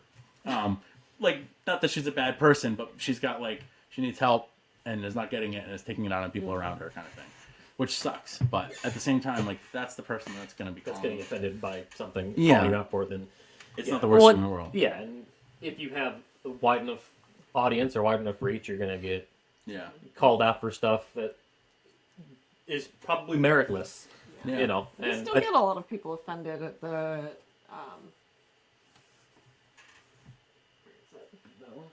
Yeah. I was gonna say like that we won't tread where there is inequality. That's fucking awesome. Well, but like that's what people. Because people really want. So we were talking about not being able to reclaim symbols. Mm-hmm. There are still people out there who really want to reclaim the no step. They love the Gadsden They flag. really love the Gadsden flag, and they want it to be what it says. Tread carefully, because Jordan sells. Well, I was gonna ask you guys. We will tread. No, I was gonna ask you guys that because I saw like a pride. The 3 different designs. One is just the snake, and trans pride and regular pride. Regular pride, more acceptable by media standards. Pride, and then the regular like, what is it? It's the yellow Gadsden flag, but I forget what it says now. Of course, but We haven't printed it in a while. I know. Well, I haven't renewed it. That's why. So But like here's- for years. So I can see the argument going both ways. I think there's validity in both sides of the argument that we should try and reclaim this symbol and blah blah blah. And then there's the people who like continue to use it for nefarious Yes. purposes. Well, and also And so Which it's what is remembered more? Yeah, symbols I think change that's- over time too, right? Yeah, like for if you sure. think about, I mean, we can go all the way back to the origination of the Gadsden flag and the idea of what liberty meant. Yeah. Being a very specific sort of liberty for some very specific people, Yes, yes. right? Here nor there, we can look at it as a symbol of the little L libertarian movement, you know, in the 80s and 90s and that sort of thing, right? Or we can see it as a symbol that is used side by side along a swastika in Charlottesville, right? Yeah. So like, Which is like to me so weird and ironic because it's like one is converse to the other. Like or it's right next to your thin blue line on your truck, It's the right? same- Yeah, Who's yeah. doing the treading, my dude? Yeah, but it's like a thin blue line Punisher I style. was just gonna say that. Yeah, exactly. Where it's just like The Punisher killed cops. You idiot. You're mixing your metaphors here, Yeah, my yeah. dude. Took away the wrong. Especially when it's like the thin blue line Punisher with the, The Trump Trump hair. Have you seen that Oh one? God, Those are yes. good. Those Well, are I've good. seen the Trump Punisher one, but I don't yeah, know thin if blue I've. line Trump hair Punisher. But see, you're all just, you have to do, there's like The only one that would right make that has better like is- 7 symbols. Yeah. And if you just put them onto a blender, you can just mix and match and just make stickers for all that shit. Yeah. And you could be such a good grift. I think you should make like all of those symbols, but in pride colors. Like just really. I've always wanted to do real offensive shit, like just a pride Confederate flag or something. Oh my just god, to see I've what would seen happen. those before, and yeah. like that's. and I've seen them since, but this was like an idea that he had like 7 years ago and Oh, really wanted okay. us to do, and I'm like, I don't. I wasn't gonna I sell know you it. feel I just- icky. You don't want to touch it. Yeah. It feels icky, and I I'm just like, know. I don't. Because you're still selling the Confederate flag, Yeah. not even though it's a joke. Yeah, yeah. That's why I wouldn't do it, and we didn't. But Yeah. the thought was definitely there. There's a lot of thoughts that I have that are half baked and don't materialize into products, Yeah. probably for the better. Yes. Yeah. They're inside thoughts. They're inside thoughts. Exactly. Not thoughts you put on a podcast. No. Well, that's what this podcast is for those thoughts that we would never say out in public. Only on Patreon. But yeah, that's yeah. Or in a car ride up with my co-host that I will never say out loud. Which is really funny. This is what having friends is for, because I was totally convinced that we should. Andrew and I had a really funny, in my opinion, conversation on the way up here that Meghan and Justin are aware of. They were like, "No, you should absolutely not say that on the podcast. It's not going to go well." It's definitely something that out of context will, probably in context, will get us canceled. Yeah. It was funny because Again, It wasn't making fun of any marginalized people. It was just really awful. Yeah, we're going like back to like the dead baby jokes that were Yes! popular in the Good, yeah. 90s. Yeah. oh, good, Dead baby jokes. good proper humor right there. Yeah. But it's funny because Back when we were a nation. we had been talking about that, Morals. and then I got into my car to go get burritos, and I had just heard Jordan's voice because he was saying goodbye to me. I got in the car to go get burritos. And the podcast then came on. Jordan's voice comes back on, so I had the podcast on in the car. And I'm like, what the fuck? It threw me off for a Just second. in your backseat. Hey, Hey, what's up? come go get burritos. Sick. Yeah. Well, Huge fans. Made it to 2 episodes. dude, listen. I'm super pumped. I'm walking around now. I'm walking around. How long have we been doing this? We're at an hour and 20 minutes. God damn. And normally, here's the thing, Justin, Megan. Jordan. I could continue doing this forever with you guys because I feel like we just talk naturally and we're having a good time. But you also have whiskey to drink.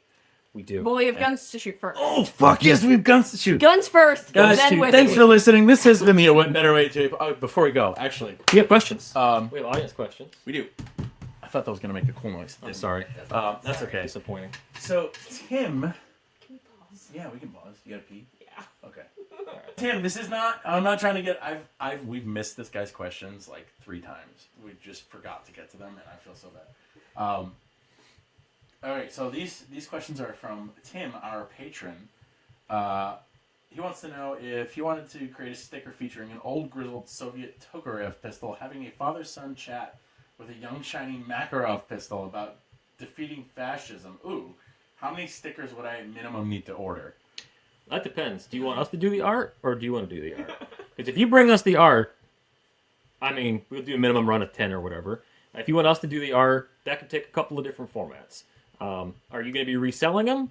We can, the art design fee probably be $25-$50 for us to design something, and then the cost of the stickers will be our wholesale pricing. Yeah. If you want us to be able to, super great, by the way. if you want us to be able to retail it, we will make you, 50 stickers for free and ship them to you in exchange for the idea.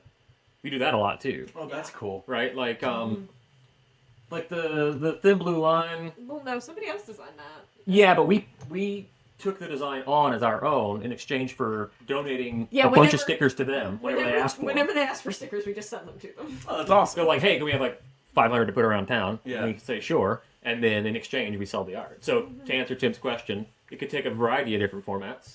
info@offcolordecals.com. There you go. You can figure it out, buddy. Tim, these are great people, and they will actually talk to you. So you could ask them.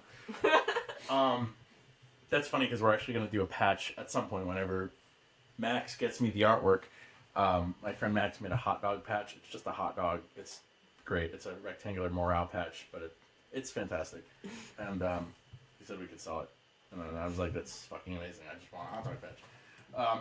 There was extensive conversations on the Tennessee SRA Discord about hot dogs like 2 days ago. As there should be. I've had 4 hot dogs in the past 2 days from 2 separate places, and I've never been happier. You're a firefighter. That's not surprising. Do they like hot dogs? Yeah, that's a dip. Oh, now we did it. Oh no. Gotta pause it and start over. Are we still recording? Yeah, we're still recording. We just lost the camera. We just lost camera. Hold on. Professional setting. I just hit the wire. God damn it. Hold on. No. Where it was like Dawkin versus a chicken and Dolph Lundgren versus a magical unicorn. No. Yeah, they had some ads like that. And Kimbo Slice versus it was David Hasselhoff versus a fan. And I don't remember what Kimbo Slice was versus. I love how you're looking at me like I would know about the thing I don't know about. I don't know. I'm gonna play these for you later. Okay. We're gonna put these on because we have to. All right, we're back. Tim wants to know. He says, "Who has the best medical packs for sale? Off Color Decals are a better way to a. I mean this in jest. Please use it as an opportunity to talk about the importance of medical gear and training on the podcast," which I think we did, actually. I think we did talk a bit about that. I think we carry pretty similarly stocked IFACs. Yeah. Do you guys get yours from North American Rescue? I do. I get the TECC compliant kit, Sick. NAR, and then I add the March card that they sell, and then we went with a Amazon.com style pouch. I did a bunch of research into which sort of like IFAC actual kit I wanted to put everything in, Yeah. right? Because there's a lot of companies out there that sell real nice stuff, like Dark Angel or whatever makes these super high end. At the end of the day, it's holding your boo-boo stuff. You're not jumping out of a helicopter with it. It only needs to be well built to a point. Yeah. And so there are $100 pouches, and there are $10 pouches, and there's a happy medium in there somewhere where it's a knockoff, but like it's well built. And so I bought several, Yeah. and I looked at the quality of the stitching and compared that to some like really nice real world gear, and decided that this very particular pouch from PCAC Gear, which is like a knockoff supplier, they made a really nice looking pouch for like $25. And for me, it was more important that the kit be accessible and affordable than it was to have some super high speed pouch for it. Yeah. And so, the contents are what matters. And we sell those, I think like you do, at cost or very close to it. There's, not a lot of margin on selling medical gear. Even if you buy the North American Rescue wholesale discounts like 10%, it's nothing. It's not like It's it depends. It's yeah. I laugh whenever I buy like the. This will be some like background knowledge for people. When I buy the individual pieces that we sell, like tourniquets, obviously there's like no margin on. When I buy the it's called wound packing gauze, there's like it's like 33 cents we make per wound packing gauze because they're so cheap, they're like I don't know what they are off the top of my head, they're like $3 a piece or something like that. So we buy them for like $2.40 each, kind of thing. It's almost like comical, but it's and then your payment processor cuts into that probably too. You're losing 3% on the credit card fee. Exactly. And But like in the same vein that I recommend you guys to people to like buy stickers from and stuff, even though I sell stickers, I think most people who are in it for the right reasons would say like buying medical gear. You should buy whatever medical gear is going to work best for you, regardless of who it comes from.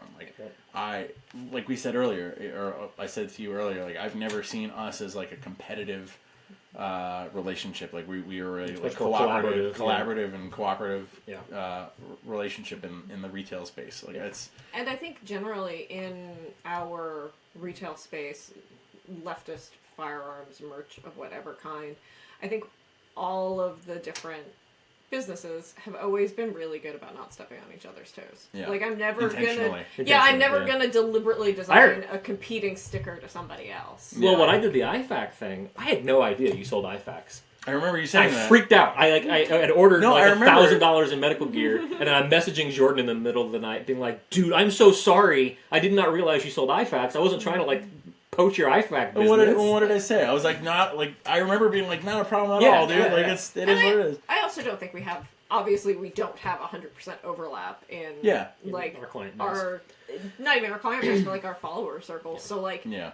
people who see IFAX from us are not going to be the same people who see IFAX. Also, for whatever it's worth, I haven't sold a single one this month, so not They're exactly not popular. Not Like, exactly. Actually, I did have somebody who bought 4 the other day, which is awesome. That's cool. I just so like that. Partially the reason we started our Hook Up the Homies program was because I knew there were a lot of people out there who wanted them but couldn't afford them. So I've got a great like small group of people who donate monthly. That money goes into a fund, which I then use to pay for IFAX. And I have an email.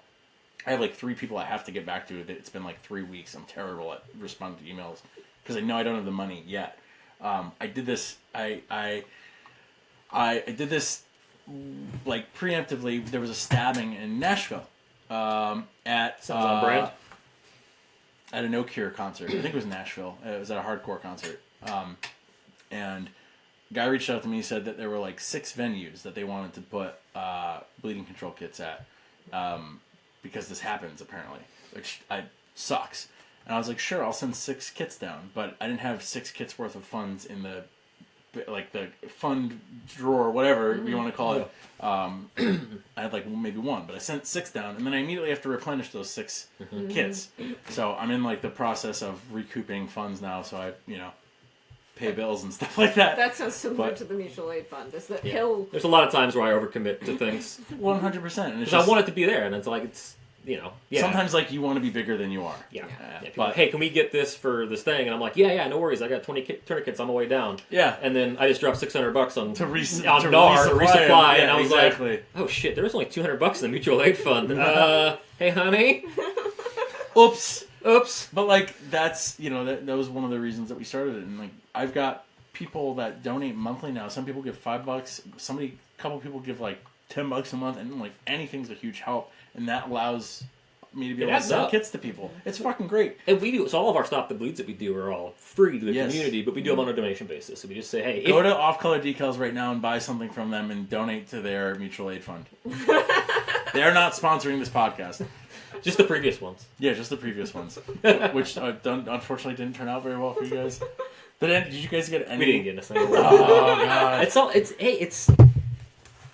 time. It's like time of whenever it happens. Yeah, and it's a quiet time for us right now, business wise and whatever. we kick up right before the holidays. I don't know if you do. You probably kick up. Oh yeah. Too, The summer sucks. There's like the summers are slow. The for some reason the fall. It seems like this year is much slower than last year. Period. And like the year before that, for whatever reason, people are spending less time on the internet. But the holidays are. We good, had like a usually. banner year in 2020, and a lot of that was like around the election and everything. And oddly enough, we're not seeing the same kind of like uptick in interest and panic. I think there's not the same panic. There's so much apathy. There is so much like burnout and apathy and just exhaustion. Like I think a lot of it's manifesting in like internalized anxiety instead of like I'm not surprised at all. externalized anxiety. Yeah, absolutely. I think like my I have a Thule box that goes on top of the Outback. That's where I put all my political stickers and all my like gun stickers and stuff like that. The only stickers I have on my car are the little crayon Eagle Globe and Anchor for Marines out there, and an IFF logo. What's your favorite flavor? Green. Which brings us to our next Patreon question. Why Timothy is the only one who asks questions 90% of the time. I love you, Timothy. Why has what is it? Why is Ranger Green taken over in favor of OD? Yes. Why has Ranger Green taken over the replaced olive drab as the default green? This machine makes folk music stuff. I mean, what is Ranger Green? I don't fucking know. Nobody knows, and nobody that's why knows. you can't get it wrong. That's why you can't get it wrong. Ordered. What we were making our own IFAC bags at one point, which not me, another company. Yeah. And That's a lot. Earthseed Equipment did our first run, and they were fucking great. Like I designed them with him. I found a design that I wanted specifically. I found a North American Rescue bag that I liked, that I wanted to improve upon. And he made it for me. Awesome. Came out great. and then he just ran out of time. Like, couldn't commit to the project to keep like replenishing inventory. But yeah, they weren't cheap because they were American made, and it's like small batch. It's not a big company doing it, but I still had people wanting the bags, so I had to replenish them. So I found another company that did it for $20 more per bag than another U.S. based company. But the Ranger Green that I got originally from Earthseed, when I asked for Ranger Green, they sent me the Ranger Green, and I was like, oh, this isn't the right green. I wanted this Ranger Green. This is Ranger Green. And he goes, no, that's OD. And I was like, what the fuck? I had never, like, there's two separate greens, but I thought this was Ranger Green. The whole time I was told this was Ranger Green. So, Tim, I'm sorry, but I don't know if there's an answer to your question. Yeah, I don't think there is. I think there's, what's kind of one of the beauties of it is that Ranger Green is like Border Patrol Green, right? Yeah. But on a plate carrier, on a different piece of equipment, it could be different. Oh, if you are kitted out in Ranger Green, it's like not 6 a different single grades. piece of your gear will I think match. like park ranger trucks. That's not Ranger Green though. That's like Evergreen. That's like Evergreen. Like that's so I don't know. But if you Tim, want, why you gotta ask a question like this, man? Tim, if you want something in OD, just send us an email and I'll make it for you in OD. I can do that. I They're own the very means reasonable. of production. Yes, exactly.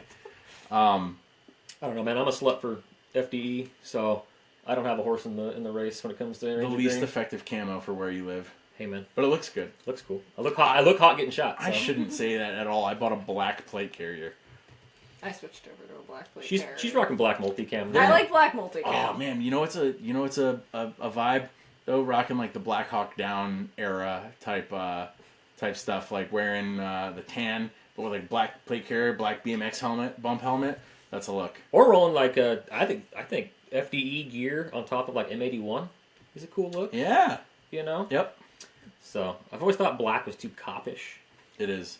Now multicam is the cop. I Now like multicam. and I then like multicam. multicam. Everyone's like, stop buying multicam. You're gonna look like a cop. You look like a cop. I like black multicam. Multicam black is multi-glam black. if you will. Multi-glam. Yeah. One of the new Warhorse slings that we carry is called multi-glam black. Nice. I love it. It's multicam black with hot pink. Fuck, that's cool. It's fucking neat. Yeah. But yeah, I bought a multicam black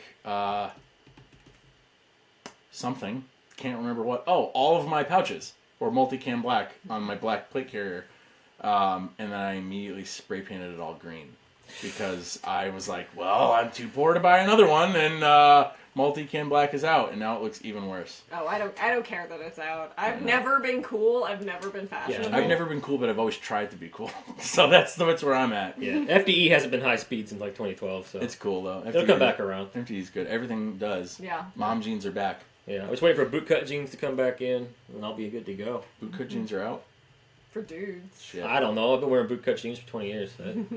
I haven't bought. Skinny jeans are like a thing, and still are. Half my jeans have turned into skinny jeans. That's a whole different conversation. I wear 5'11" cop jeans because I have to carry the look of being a Fed, like forward. And I gotta also I gotta lean into it. And the Ultimas. And my Ultimas. Oh, dude, I won't knock Ultimos. They're so comfortable. Yeah, I The had 5'11" Ultimos jeans have like polymer in them, so they're polyester, so they're stretchy. So they're like girl jeans. So They're they're like girl stretched. jeans. Yeah, And these it are has, like- stretchy. Why do you think I like the leaf They've got pants? They the make jeans 7 too. belt buckle loops. Yep. Belt loops rather than the 5, so like they hold your pants up better.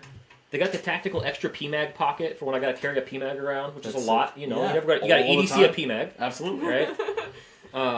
Which was especially effective in Tennessee when you couldn't open carry a rifle.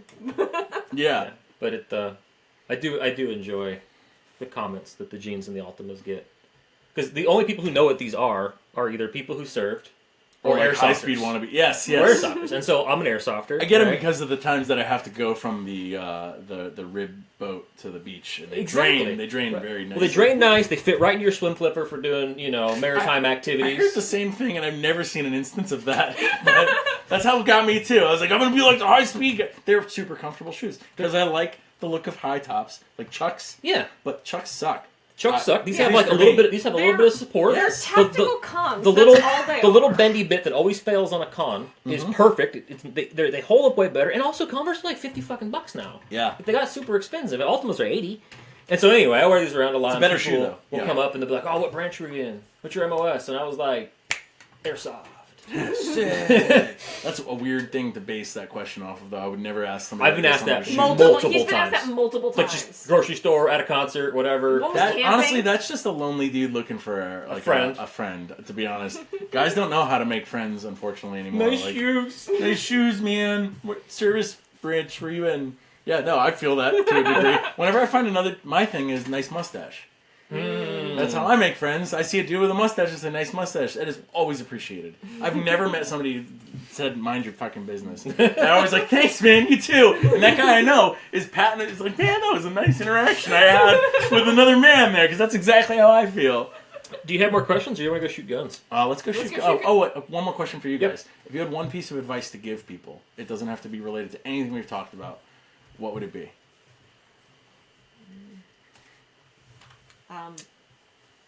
For me, it's harkening back to that like conversation about burnout.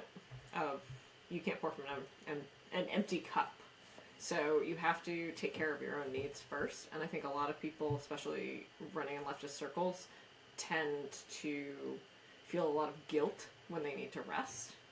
And I think that more people should rest more often.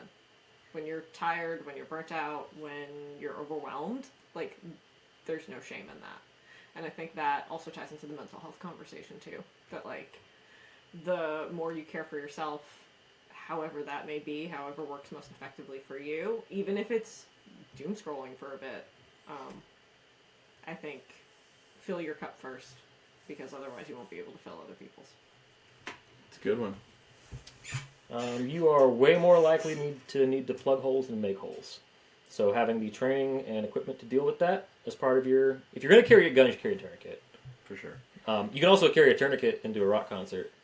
You can't carry a gun. True story. Be prepared.